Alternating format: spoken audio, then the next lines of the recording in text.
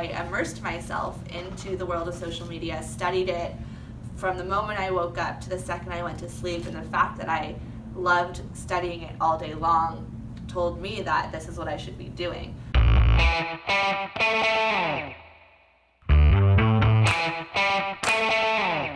Hey, Dr. Bill Dorfman here. So I have another amazing Meet the Mentor. I have Lindsey here, and I'll tell you a little bit about Lindsey. She's my social media guru. I've kind of upped the game in social media. I think if you look at my Instagram and my Facebook and my Twitter, she's responsible. If you don't like it, it's her fault. But Lindsey has a really unique background. She actually started off working at E! She worked there for 2 years. After that, she did trend forecasting. That kind of transitioned into being the marketing manager at Variety. And then 2 years ago, you started LA Social. Why don't you tell them a little bit about what LA Social does?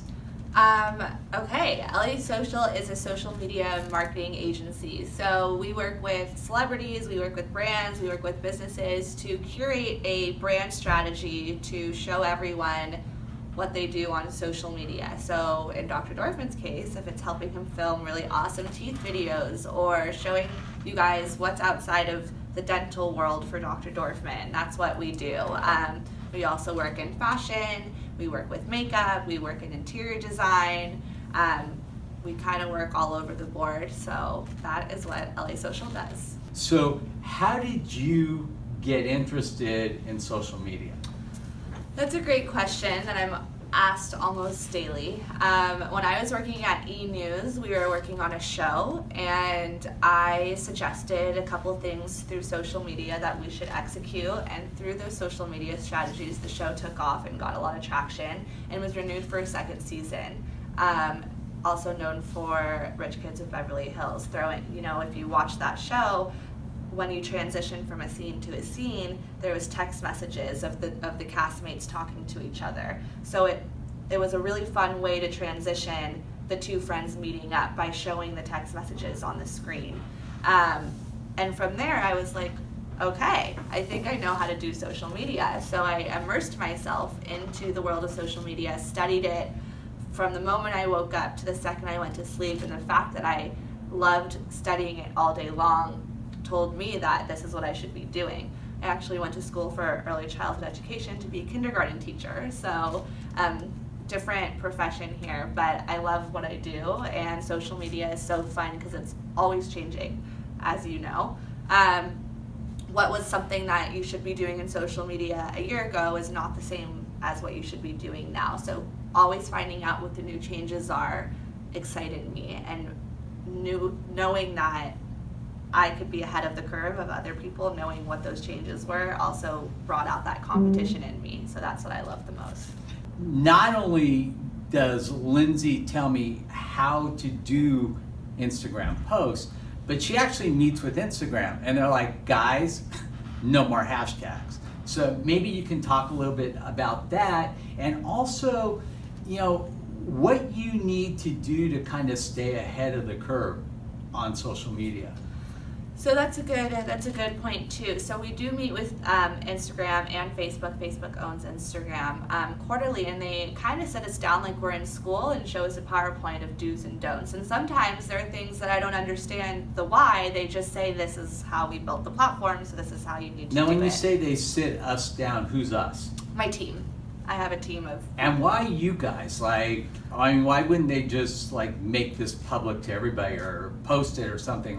What's your relationship with them where they kind of give you this inside info? So that's a question I always get as well for the people that do know. I didn't want too many people knowing that I had the inside scoop to Instagram and Facebook, but I guess there was an employee at Facebook that was sort of following me along on LinkedIn and saw my resume and the places that I've worked, and she reached out to me and was looking for contacts in the entertainment industry, and in return she gave me the deal of being on the in crowd for Instagram and Facebook. So we've kept that relationship going for ever since I started LA Social, which was about 1.5 years ago. And so because she found me on LinkedIn, I flew out to the headquarters in San Francisco in Menlo Park and created the relationship from there.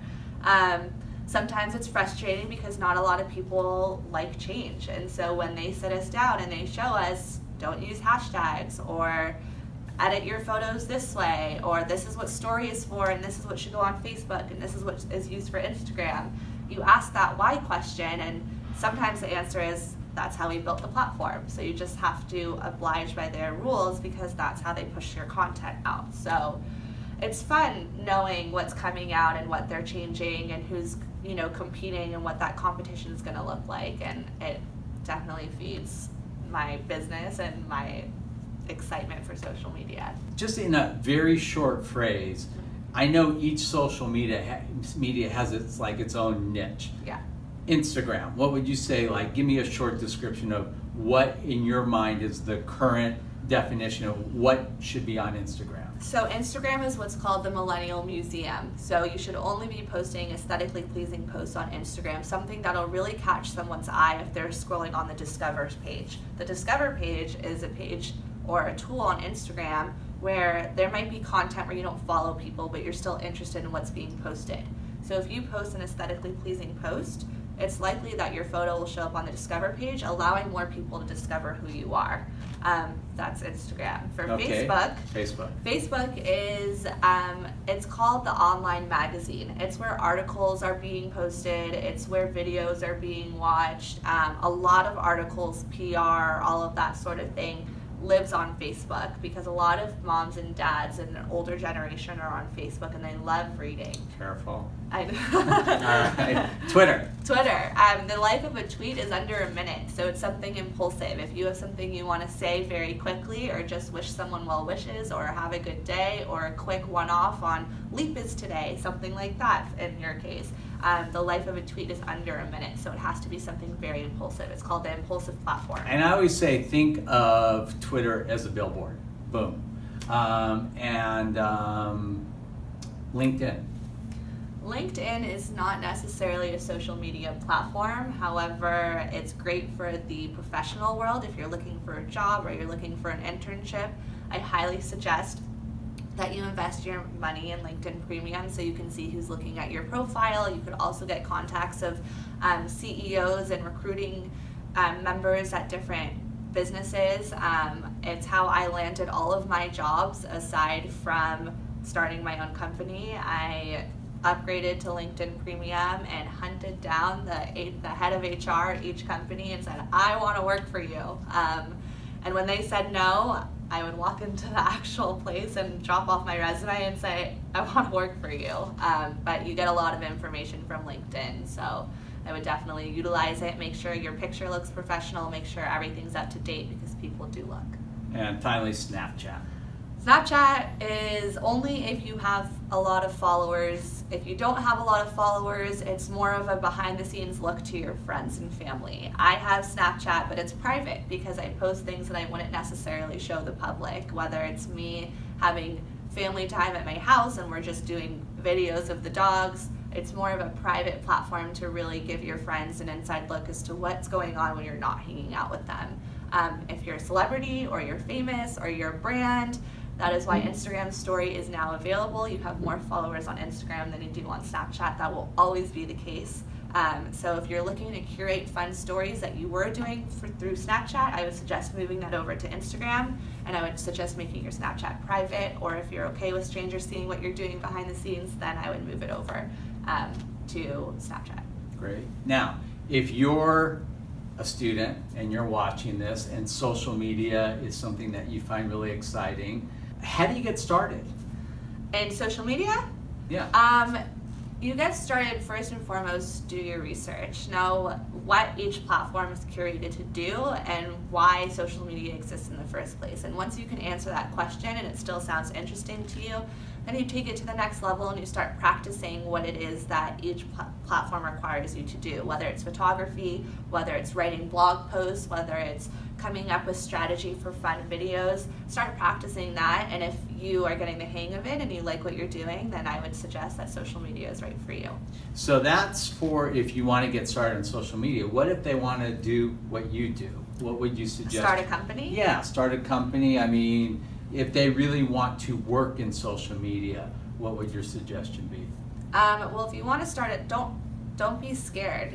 Don't be scared of mistakes. I embrace fear. I'm not scared of fear because fear shows me what it's a block for me. So once I break down that wall of fear and failure, then I'm able to open up the doors to mistakes. And once I learn from my mistakes, I'm able to perfect what it is that I'm doing.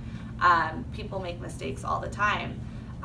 If you want to start a company in social media, you have to know social media very, very well and study it, ask questions, intern at as many places as you possibly can, and always stay on top of the trends. And the way that you can do that is constantly researching on the internet what's hot in social media versus what's not. Social media changes almost every 6 months. They introduce something new. So staying ahead of the game and mastering what it is that's changing will put you ahead of the curve of someone else in the social media world. Would you suggest possibly doing like an internship at a company like yours? Absolutely. Before going out, on your own? Yeah, there's a lot of people out there that say they do social media or think they know what social media is, meaning Instagram. A lot of people are like, I can take a photo and throw a filter on it and throw it up, but there's a lot more curation that goes into an Instagram post, for example. I would highly suggest getting an internship.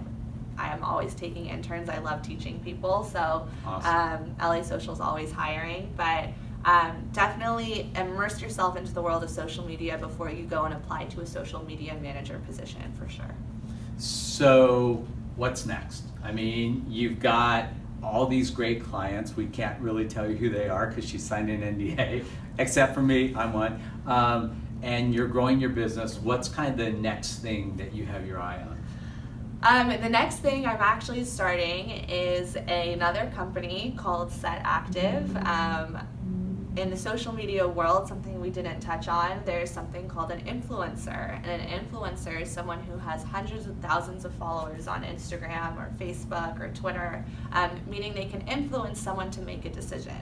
So I said to myself, as a social media agency, we need to capitalize on influencers. So we created a product where we will be placing them in the hands of celebrity influencers to market the product and hope that it takes off.